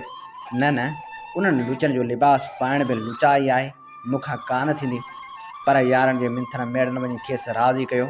हुनजे ख़ासि करतबनि में इहो शामिलु हो त हुन वटि अहिड़ो बारूद हूंदो हो जंहिंखे बाहि ॾियण सां एतिरो दूंहों थींदो हो जो हुनजो वझ वठी उहो दुश्मन जे घेरे मां निकिरी वेंदो हो ऐं वेंदे वेंदे ॿ-4 हमराह बि केराए वेंदो हो। अदा वाह जी सलाह आहे। ईअं त असांजा हमराह बि मुग़लनि जी चाकरी में आहिनि। उहे दाता गंजबख्श जी तुरबत जे भरिसां किथे रहनि था। अंदरि वञी मुल्तान लधो सो पाण बि हुननि खे ॻोल्हे लहंदासूं। आहिनि खणी मुग़लनि जा नौकर पर सिंध लाइ वसूं कोन घटाईंदा। जानू जोखे चयो। हुनजो कुटुंब घोड़नि रखण ऐं पालण में सिंध हिंद में पंहिंजे नाले सां हो। असल किथे अखी कान ॿुॾंदी हुयनि। हुनजे मुड़ुसनि तोड़े ज़ाइफ़ाउनि में का अहिड़ी ॻाल्हि हुई जो ज़ात घोड़ो हुननि जी विचकार ॿुधी बीही रहंदो हो ॼण त हुननि घोड़नि खे पंहिंजी ॿोली में कुझु चई ॾिनो हो। उहा ॻाल्हि जानू में बि हुई। मजाल आहे जो घोड़ो पंहिंजे सवार जे चवण में अचे जे जानू खेसि बुचकार ॾेई बीहारे छॾे। जैसे जानू इशारो न कंदो तेसी घोड़ो अड़ी हण ते ॿई अॻियां सुंभ खणी उभा कंदो ऐं सवार पंहिंजे कंध बचाइण में पूरो हूंदो। मुंहिंजी सलाह आहे त पाण टे ॼणा थी निकिरूं ऐं जंहिंखे जितां को हाल वाल मिले सो पाण में सलाह करे उन मूजिबि क़दम खणूं। बाक़ी ईअं रुॻो हिमत हारण मां न विरियाम जे लाइ कुझु करे सघंदासूं ऐं न को ॿियो कारज सिद्ध थींदो जंहिं लाइ हिते आया आहियूं। हीअ हमरा कॾहिं बि ज़ात न ॿुधाईंदो हो, पाण खे सॾाईंदो ई हो जखरो सिंधी। हूअं ज़ात जो ही बि समो हो, पर चवंदो हो त यार फेरोज़ सिंध सां जेका कई उन खां पोइ समो सॾाइण ॾाढी अॾंगी ॻाल्हि आहे। मन सिंधी सॾाइण सां उहा अॾंगाई धोपजी वञे। निडो नेटो हो त का इश्क जी लपाट लॻी हुयसि, तॾहिं खां ॾाढ़ी रखी झंग मुंहुं करे निकिरी वियो। पर जॾहिं बि सिंध में का शोरश थींदी हुई त हुनखे सभु को विच में ॾिसंदो हो। हुन जे गीदे में सरण मां ठहियल निंढा संग जा तीर हूंदा हुआ, जंहिंजे मुंहं में सुई जहिड़ी सीख हूंदी हुई ऐं हू फूक सां सराई वात में विझी दुश्मन जे अखियुनि खे निशानो बणाइण में अहिड़ो क़ाबिल हो जो खेसि तुरखान तोड़े मुगल परे खां ॾिसंदा हुआ त लवाए वेंदा हुआ। हुन सां खोसण माना पंहिंजूं अखियूं वॼाइण। ॾातर ॾिने जानू जोखी ऐं मोले ॾिने खे साण करे हिकिड़े तुरखान साकी खाने में हलियो आयो। बाक़ी हमरा अॾस पुछाईंदा दाता दरबार हलिया विया। ॾातर ॾिने संगतियुनि खे होशियारु कयो त सिंधी ॻाल्हाइण बंदि, कंहिंसां झेड़ो बि करिणो न हो, रुॻो उहा ख़बरचार लहिणी हुई त छा ही क़ैदी किथे लथा ऐं किथे रखिया।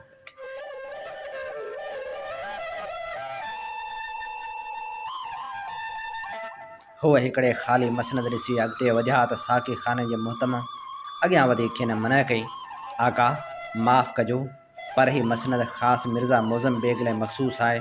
हुनखे ख़ासि आली जाह खां परवानो मिलियल आहे। अमीअ दिलि में न कजो, हीअ ॿियूं मसनदूं ख़ाली आहिनि, जिते मर्ज़ी पियो उते वेहो ऐं जंहिं साकी ॾांहुं आङुर खणो सो हाज़ुर आहे। जानू ॾातर ॾिने ॾांहुं ॾिठो, ॾातर ॾिने मोले ॾिने ॾांहुं ॾिठो ऐं पोइ टेई मुहतमम खे पासूरो कंदे मसनद ते ठही जुड़ी वेही रहिया। वेंदे जानू वॾी आवाज़ में चयो, मोज़म बेग वरी बि कनीज़ जो औलाद आहे। असीं निज तुरखान आहियूं, असांजो हक़ हुन खां मथां आहे ऐं असीं परे खां पंधु पिया आहियूं। इहो सभु कुझु हुन एॾे वॾे वाक ऐं एतिरे तुरखानी लांड सां चयो जो विहारो खन अखियूं हुन ॾांहुं खॼी वियूं। उन वक़्तु ॾातर ॾिने कमर बंद मां हिकिड़ी सोनी अशरफी कढी हिकिड़े साकी जे रुबाब जे सुराख में अहिड़े अंदाज़ सां विधी जो उनजी चमक सभिनी खे नज़र अचे। सोनी अशरफी जी माना हुई त ही त ख़ुदि शहनशाह हिंद जा के मुसाहिब हुआ। न रुॻो साकी कुरश में विछाइजी वियो, पर गिज माण्हू तज़ीमन उथी बीही रहिया ऐं छाती ते हथ रखी तेसीं बीठा रहिया जेसीं हू वेही न रहिया। मुहतमम बि खिखो विखो थी वियो। हीअ जेकॾहिं शहनशाह हिंद जा मुसाहिब हुआ त पोइ मोज़म बेग वञी खॾ जे तरे में पवे। आका ग़ुलाम खां ख़ता थी वई, मूं लाइ जेका सज़ा तजवीज़ करियो सा अखियुनि ते, पर मुंहिंजो हिकिड़ो अज़ालो उहो थो करियां जो मूं वटि शहज़ादनि लाइ ख़ासि अंगूरी अॼु आई आहे, उहा क़बूल फरमायो। जानू जोखे अख जे इशारे सां हुनखे ईअं इजाज़त ॾिनी ॼण हुन शहज़ादनि खे बि पंहिंजो ग़ुलाम थे सम्झो। ॿ गभरू साकी बिलोरी सराही में अंगूरी ऐं बिलोरी जाम हिकु वॾे तुश्त में खणी आया, जंहिंजे तरे में ॻाढ़ो मखमल विछायल हो ऐं जंहिंजे ओलड़ी अंगूरी खे बि करमज़ी रंग ॾेई छॾियो हो। जानू वरी बि अख जे इशारे सां साकियुनि खे हुकुम ॾिनो त अंगूरी जामनि में ओचनि। जॾहिं अंगूरी ओते साकी नाज़ अंदाज़ सां हथ सीने ते रखी पोइते हटी बीही रहिया, तॾहिं जानू अखियुनि ई अखियुनि में पंहिंजे साथियुनि खे को न्यापो ॾिनो त मुंहिंजो साथ ॾिजो। जाम हथ में खणी हू टेई उथी बीही रहिया ऐं जानू वॾी आवाज़ में चयो, ही सिहत जो जाम तजवीज़ थो करियां हज़ूर मिर्ज़ा अब्दुल अली लाइ, जेको अॼु शहनशाह हिंद जे क़ैद खाने में आहे। आउं हुज़ूर आली मुर्तब शहनशाह हिंद जे ख़ासि मुसाहिबनि मां आहियां, पर आउं पहिरीं तुरखान अमीर आहियां ऐं पोइ मुसाहिब। मूंखे कसम आहे पंहिंजे बुज़ुर्गनि जे ॾाढ़ियुनि मुबारकनि जो त जेसीं मिर्ज़ा अब्दुल अली खे इज़त न बख़्शी हुई तेसीं आउं शाही दरबार में हाज़िरी न ॾींदुसि, पोइ खणी मुंहिंजी जान हली वञे। ईअं चई हुन जाम चपन सां लॻाए छॾियो। ॾातर ॾियण लाइ इहो वॾो इम्तिहान हो। हुन कॾहिं अंगूरी कान पीती हुई, हुनजो हथ पियल उॾियो, पर ही त सियासत खेॾणी हुई ऐं जानू जी ॻाल्हि मोटाइण सां समूरो नाटक ॾही पवे हा। जानू जे आवाज़ में वाह जो खड़को छड़को हो। कदावर मुड़स जाबलू रंगत, बंबी ॾाढ़ी गरजदार आवाज़। का घड़ी समूरे साकी खाने ते माठ छांइजी वई ऐं पोइ पहिरीं होरियां पोइ तकड़ा साकी खाने में मौजूद समूरा तुरखान उथी बीठा ऐं जाम जपन सां लॻाए वॾे वाक चयाऊं हुज़ूर मिर्ज़ा अब्दुल अली जी सिहत जी कामरानी लाइ। ऐं पोइ हिकिड़ो हिकिड़ो थी तुरखान अमीर हुन जे मसनद ॾे आयो ऐं साणनि भाकुर पाए मिलियो ऐं खेनि पंहिंजी मसनद ते अचण जी दावत ॾींदो वियो। जानू जो मक़सदु बि इहो हो ऐं पोइ हू टेई ॼणा टिनि मुख़्तलिफ़ मसनदनि ते तुरखान अमीरनि सां सरगोशियूं करणु वेही रहिया। जॾहिं हूअ उथिया तॾहिं हुननि खे न रुॻो समूरियूं ख़बरूं मिली वियूं पर किन तुरखाननि मां उन लाइ बि राज़ी थी विया त जेकॾहिं ज़रूरत पई त शाही दरबार में सिंध में मुग़लनि जे ॾाढाइनि जी ॻाल्हि शहनशाह जे ख़ासि ख़ाबरुनि जे कन ते आणींदा ऐं पंहिंजनि माण्हुनि जे ज़रिए सिंध जे समूरनि तुरखान अमीरनि खे न्यापा सनीहा कंदा त वक़्तु अची वियो आहे सिंधियुनि जी हिमायत सां मुग़लनि ख़िलाफ़ का मुनज़म शोरश करे मुग़लनि खे सिंध मां टपड़ खणण ते मजबूर कनि। ॾातर ॾिने बीमारी मां उथण जो बहानो करे अंगूरी जी आज़ खे लवाए छॾियो। अलबत्त जानू ऐं मोले ॾिने तुरखान अमीरनि खे अहिड़ी मोट ॾिनी जो ख़ुदि तुरखान वाह वाह कंदा रहिया। हुन लाइ सभ खां ॾुखियो मसइलो हो साकियुनि जे नाज़ नखरनि ऐं सिंधियुनि अखियुनि जे पैगामनि खां लवाइण जो। तुरखान तहज़ीब में साकी जे अखियुनि जे पैगामनि खे मोटाइण या लवाइण बदज़ोकी सां गॾु वॾे जोखम जी ॻाल्हि हुई।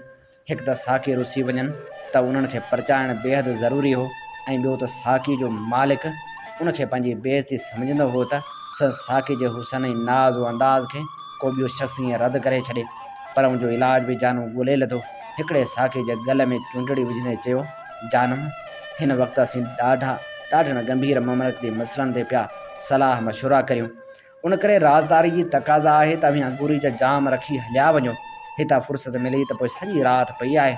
उहे लफ़्ज़ हुन अहिड़ी लुचाई सां चया जो तुरखान अमीरनि खां बि टहक निकिरी वियो ऐं हुननि बि पंहिंजे साकियुनि खे ईअं ई अखियुनि में को अहिड़ो इशारो कयो जो हुननि ॾांहुं साकियुनि जी तीर अंदाज़ी बिनह बंदि थी वई। हिकिड़ो अधु भेरो साकी खान जे मुहतमम ॻाल्हियुनि में शरीक थियण जी कोशिशि कई तॾहिं बि जानू अहिड़ो रुख़ इख़्तियार कयो ॼण हुन जी मौजूदगी राज़दारी लाइ हानिकार थी सघे थी। तुरखान अमीरनि जो बिलो इहो कयो जो खेसि को अहिड़ो कमु ॾसे छॾियाऊं जो ॻिच वक़्त लाइ मुहतमम बि हुननि जे वेझो न आयो। हुननि खे इहा ख़बर पई त शाही क़ैदी पहुची विया आहिनि। मलकाए हिंद नूरजहां बेगम मिर्ज़ा अब्दुल अली जी जान बख़्शी कराइण ऐं खेसि पंहिंजे अमान में रखण जो ज़िमो खंयो आहे। उन जे एवज़ हुनखे तुरखान सौदागरनि जे ज़रिए दुनिया जो सभ खां क़ीमती 9 लख हार पेश करण जी आछ कई वई आहे। अलबत्त ख़ुसरो खान चरकस जो ख़ैर कोन थो ॾिसे। हुन जे ख़िलाफ़ शहनशाह जे ख़ाबरनि संस कन भरे छॾिया आहिनि ऐं शायदि हुनखे जेकॾहिं मौत जी सज़ा न मिली तॾहिं बि संस नूर खसण जो हुकम सादर थी चुको आहे। सिंधी बाग़नि जे फ़ैसिले लाइ मिर्ज़ा रुस्तम बेग जे मुरासिले जी रोशनी में सुभाणे फ़ैसिलो थींदो। अलबत्त सिंधी कनीज़ वारो मामिलो कुझु मुंझी पियो आहे। मलकाए हिंद नूरजहां बेगम नथी चाहे त कनीज़ शहनशाह हिंद अॻियां पेश कई वञे। कनीज़ जे हुसन खे ॾिसी शहनशाह अलाए कहिड़ो फ़ैसिलो करे विझे। हरम सराय में त इहो चोॿोल हुआ त सिंधी कनीज़ लाइ शहनशाह जे कन ते इहा ॻाल्हि विधी वई आहे त अनारकली ॼण वरी जेरी थी मोटी आई आहे ऐं संस हुसन जन जे हुरन खां बि सरस आहे। शहनशाह 2 भेरा सिंधी कनीज़ खे ॾिसण जी ख़्वाहिश जो इज़हार करे चुको आहे पर नूरजहां बेगम खेसि कुझु तरसण ते मजबूर करे विधो आहे। किन शाही कनीज़नि जो त इहो बि चवणु आहे त नूरजहां बेगम सिंधी कनीज़ खे ॻिज ॻोह में ख़तमु कराए छॾींदी। अधु राति खां पोइ 2 ॼणा बज़ाहिर थिड़ंदा थाबड़जंदा मदोशी में पंहिंजी चोबरजी पहुता। भर पासे जो जाइज़ो वठी हू पंहिंजे साथियुनि जो इंतज़ारु करणु वेही रहिया। जानूअ कंहिं उन ख़्याल में मुननि में मुंहुं विझी वेही रहियो। ॾातर ॾिने सम्झो त मायूसी खां बचण ख़ातिरे सही जानू ईअं कंध खणी बुरनि में विधो आहे। सो खेसि कुलनि में बांह विझंदे चयाईं, मिठा दिलि न लाह अलाह मिड़ई सणाई कंदो। को न को बिलो करे विझंदासूं। ॾींहुं शींहं आहे, हाली त सुम्ही निंड कर। सुबुह जो अवल ख़ैर का मिड़ई मत अची वेंदी। ॾातर ॾिना तूं पाण सूंहं खणी ॿुधाए त तोखे निंड ईंदी अॼु राति। असांजो यार कोर्ट में क़ाबू आहे ऐं असीं खेसि एतिरो वेझो हूंदे बि सुम्ही निंडूं करियूं त पोइ हैफ़ आहे अहिड़ी यारी ते। जानू शुकारो भरींदे चयो, अदल हिन अंगूरी ते ॼण टांडाणनि जो कमु कयो आहे। हूअं त शायदि निंड अची बि वञे हा पर अंगूरी मुंहिंजो अंदरि उजारे छॾियो आहे ऐं अखियूं बंदि थो करियां त वरियाम खे शाही दरबार में हथ कड़ियुनि ऐं पेर कड़ियुनि में ज़ंजीरनि में जकड़ियल थो ॾिसां। सो यार कुझु करिणो आहे त हींअर ई कुझु करियूं। ॾींहुं बराबरि शींहं आहे पर ॾींहुं साज़िशनि खे लिकाए बि छॾींदो आहे। ईअं न थिए जो असांखे देरि थी वञे। मोलिड ने अञा इहा ॻाल्हि पूरी कई त दोसूं वारा बि अची निकिता। हुननि जेके हाल अहिवाल ॾिना त बि तक़रीबन साॻियो हो। अलबत्ता हू हिकिड़ी कामयाबी हासिल करे मोटिया हुआ। हू उहा ख़बर वठी आया हुआ त वरियाम खे किथे रखियो हुआ। उहो कोट दरिया जे किनारे ते हिकिड़े मुग़ल अकूबत खाने जे भर में हो। उनजो हिकिड़ो रस्तो अहिड़ो हो जिते पहिरो घटि हो, छाकाणि त उन पासे मुग़ल अमीरनि जूं हवेलियूं हुयूं ऐं हर हवेली ते हुए मुग़ल लश्करनि जो चङो ख़ासो पहिरो हूंदो हो ऐं कंहिं बि उपरे माण्हू खे उॾण वञण जी हिमत कान थींदी हुई। जानू उहा ॻाल्हि ॿुधी उथी बीही रहियो। पोइ त उनजो हिकिड़ो ई रस्तो आहे त हींअर जो हींअर उॾण हलूं, राति वॻड़े में कंहिंखे शक बि कोन पवंदो आहे। भाउ ही लाहौर आहे, ठठो कोन्हे जो रात जो अखियूं पूरे बि असीं पंहिंजे माॻ लही सघंदा आहियूं। हिते हिकिड़ो त असीं अणवाक़ुफ़, ॿियो त ऊंदहि में ॿाहिरि निकिरण जी घटि खे परखे कोन सघंदासूं। दोस्तो कुझु चवंदे चवंदे माठ थी वियो। ॾातर ॾिने जी दिलि त ईअं थिए चाहियो त उॾामी पंहिंजे यार जा बंद ख़लास करण लाइ पहुची वञे, पर हुनखे बि दोस्तू जी ॻाल्हि में वज़न नज़र आयो। जानण दोस्तू सच थो चवे, उॿराई मां को फ़ाइदो कोन थींदो। हुन जानू ॾांहुं निहारण खां सवाइ चयो, जानू जी ॻाल्हि वधीक वज़नाइती आहे ॾातर ॾिना। ॾींहं जो शींहं जी गार में दाख़िल थियण मूंखे त कोन थो आड़े। बाक़ी जेका संगत जी मर्ज़ी, मोले ॾिने बि शायदि इंतज़ारु करणु नथे घुरियो। यार मुंहिंजी बि ॻाल्हि त सॼी ॿुधो। वरियाम खे सुबुह जो शाही दरबार में पेश करिणो अथनि त ज़रूरु फजर खां अॻे खेसि उतां वठी वेंदा ऐं असीं हथ महट ईंदा रहिजी वेंदासूं। ॿी ॻाल्हि त अॼु राति धुंध ई कोहीड़ो अॻे ई आहे। मोले ॾिने वारो दूंहों अॼु कंहिंखे बि शक पवणु कोन ॾींदो। को सम्झंदा त उहो बि धुंध आहे ऐं तेसीं असीं हमराह खे कढे निकिरी ईंदासूं। इहा ॻाल्हि सभिनी खे वणी, पर जेकॾहिं वरियाम खे कढी निकिरी बि अचनि त पोइ हुनखे सही सलामत लाहौर मां ॿाहिरि कीअं कढंदा। उन में एतिरा त सुवाल हुआ जो कंहिं बि उते सोचणु नथे घुरियो।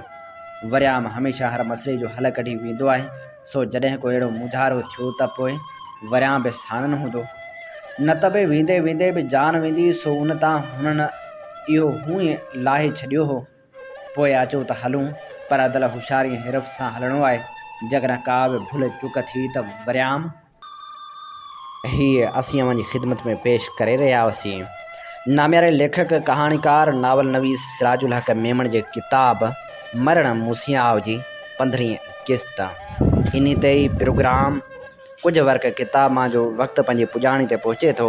पंहिंजे मेज़बान हबीब लगारी खे इन साॻी दुआ सां ॾींदा इजाज़त। वसे भिट तुंहिंजी भलारा सदा, सदा देस परदेस सारा वसन। कॾहिं सिंध सिंजी न मेरी थिए, कॾहिं मोड़ कंहिंजा न मुरझाइजनि। हो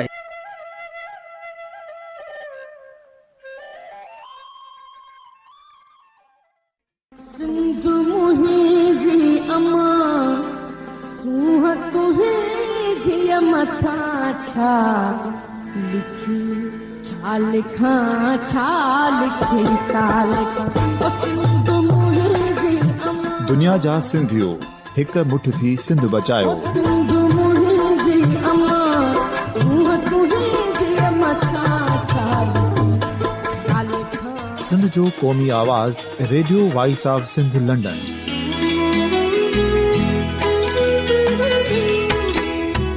radio voice of Sindh London पंहिंजी नशरियात में सिंध जी सियासत, समाज, इक़्तिसादियात, तारीख़, क़ौमी उमंगुनि ऐं इख़्लाक़ियात मुतलिक़ सिंध जी हक़ीक़ी तर्जुमानी कंदे प्रोग्रामनि खे असराइतो बणाइण लाइ सिंध जे घण घुरनि ऐं धरतीअ सां प्यार कंदड़ अदीबनि, दानिश्वरनि, सहाफ़ियुनि, उस्तादनि, वकीलनि ऐं हर तबिके जे मानवारनि सजणनि खे सिंध में शऊरी इनकलाब लाइ सहकार जो सॾु ॾियूं था। अचो त गॾिजी सूफ़ियुनि ऐं संतनि वारी सिंध जो ओज हिकु मुठ थी वरी वापसि आणण वारे सफ़र जा साथारी बणिजऊं।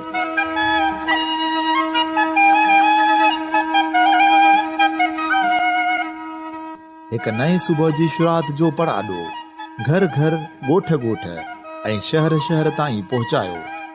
शाल सिंध आबाद ऐं ख़ुशहाल थिए, सिंधी माण्हू सुखियो ऐं सताबो थिए।